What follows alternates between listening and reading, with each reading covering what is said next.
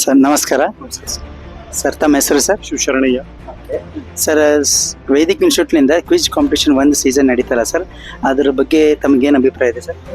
Sir ಇದ್ರ ಬಗ್ಗೆ ಒಳ್ಳೆ ಅಭಿಪ್ರಾಯ. ಇಂಥದ್ದು ಮಾಡೋದ್ರಿಂದ ಹುಡುಗರು ಟ್ಯಾಲೆನ್ಸಿ ಬಗ್ಗೆ ಅನಾವರಣ ಆಗ್ತದೆ. ನಮಗೂ ಗೊತ್ತು, ನಮ್ಮ ಪೇರೆಂಟ್ಸ್ ಅವರು ನಮ್ಮ ಹುಡುಗ ಚಲೋ ಓದ್ತಾನ, ಇಂಥದ್ರಾಗ ಸ್ಕೋಪ್ ಕೊಡಬೇಕು, ಇಂಥದ್ದು ನೀವು ಒಂದು ಮಾಡಿ ಸಲಕ್ಕಾಗಿ ನಿಮ್ಮ ವೇದಿಕ್ ಇನ್ಸ್ಟಿಟ್ಯೂಟ್ಸಿಗೆ ಭಾಳ ಧನ್ಯವಾದ ಬಯಸ್ತೀನಿ.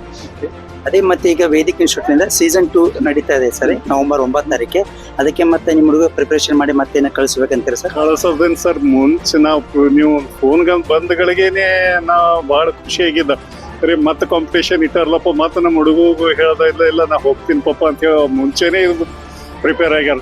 ಇದು ಭಾಳ ನಮ್ಗೆ ಖುಷಿ ತರ್ಲಾಗತ್ತದ. ನೀವು ಇದ್ರ ಬಗ್ಗೆ ಟ್ಯಾಲೆನ್ಸಿ ನೀವು ವೇದಿಕ್ ಇನ್ಸ್ಟಿಟ್ಯೂಷನ್ ಮಾಡ್ಲಾಕತ್ತೀರಲ್ಲ, ಭಾಳ ನಮಗೆ ಖುಷಿ ತಂತದ ಸರ್. ಎಲ್ಲ ನಮ್ಮ ಹುಡುಗರಿಗೆ ಬೇರೆ ಬೇರೆ ಯಾರು ಟ್ಯಾಲೆಂಟ್ಸ್ ಇದು ಮಾಡ್ಬೇಕಂತಾರ ಅವ್ರಿಗೊಂದು ಸುವರ್ಣ ಅವಕಾಶ ಅಂತ ಹೇಳಿ ಬಯಸ್ತೀನಿ ಸರ್. Thank you sir.